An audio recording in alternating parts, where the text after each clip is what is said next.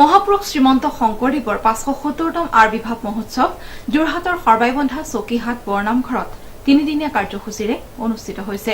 এক ৰিপৰ্ট। উত্তৰ যোৰহাট শ্ৰীমন্ত শংকৰদেৱ জন্মোৎসৱ সংঘৰ সৌজন্যত সৰ্বাইবন্ধা চকীহাট বৰনামঘৰত একাহীন মঙলবাৰৰ পৰা মহাপুৰুষ শ্ৰীমন্ত শংকৰদেৱৰ ৫৭০তম আবিৰ্ভাৱ মহোৎসৱ উদযাপন কৰা হৈছে। একাহীন মঙলবাৰে অধিবাস কীৰ্তনেৰে আৰম্ভ কৰা অনুষ্ঠানৰ দ্বিতীয় দিনা উষা কীৰ্তন, ধৰ্মধ্বজা উত্তোলন, স্মৃতিতৰ্পণ, গুৰুচৰিত পাঠ, সন্ধ্যা প্ৰসংগ আৰু শংকৰী কলাকৃষ্টিৰ প্ৰদৰ্শন অনুষ্ঠিত হৈ যায়। তিনিআহীন বৃহস্পতিবাৰে পুৱা উষা কীৰ্তন সম্পন্ন হোৱাৰ পাছতেই সৰ্বাইবন্ধা অঞ্চলৰ সমূহ ৰাইজে ভাগৱতসহ শোভাযাত্ৰা উলিয়াই হৰিনামৰ ধ্বনিৰে সমগ্ৰ অঞ্চল মুখৰিত কৰি তোলে। বিয়লিলৈ যোৰহাট জিলা ভিত্তিত মহিলাৰ দিহানাম প্ৰতিযোগিতা অনুষ্ঠিত কৰে উদ্যোক্তাসকলে। নিশালৈ স্থানীয় যুৱকবৃন্দৰ দ্বাৰা ৰোহিতাস্তৰ ধৰ্ম পৰীক্ষা নামৰ ভাওনাখনি প্ৰদৰ্শনেৰে আবিৰ্ভাৱ মহোৎসৱৰ সামৰণি পৰিব।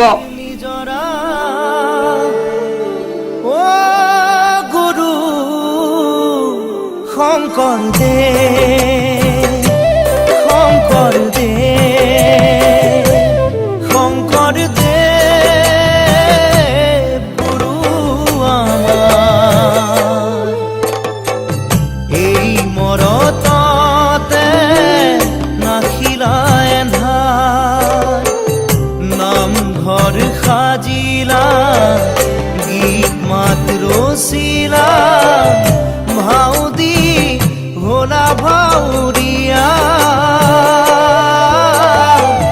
ভাউদি ভোলা ভাউৰিয়া ও গুৰু শংকৰ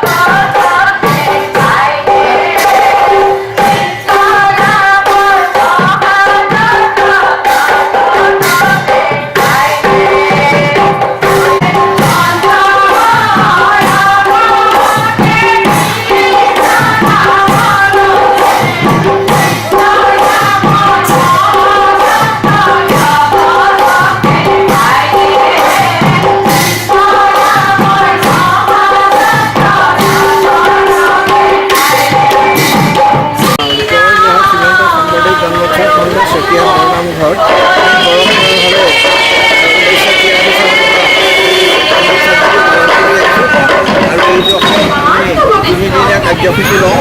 তিনিদিনীয়া কাৰ্যসূচী প্ৰথম দিনাখন আমাৰ অধিবাস নাম কীৰ্তন আৰু গায়ন বায়ন হয়। দ্বিতীয় দিনাখন ৰাতিপুৱা উষা কীৰ্তনৰ পিছতে পুৱাৰ প্ৰসংগ আৰম্ভ হয়। পুৱাৰ প্ৰসংগৰ পিছত সমুদ্ৰ কীৰ্তন আৰম্ভ হয়। সমুদ্ৰ কীৰ্তনৰ পিছত আমাৰ গুৰুচৰিত পাঠ হয়। পাঠ হোৱাৰ পিছত ৰাতিলৈ সাংস্কৃতিক অনুষ্ঠান যুৱতীসকলৰ দ্বাৰা আমি নৃত্য গীত প্ৰদৰ্শন কৰোঁ।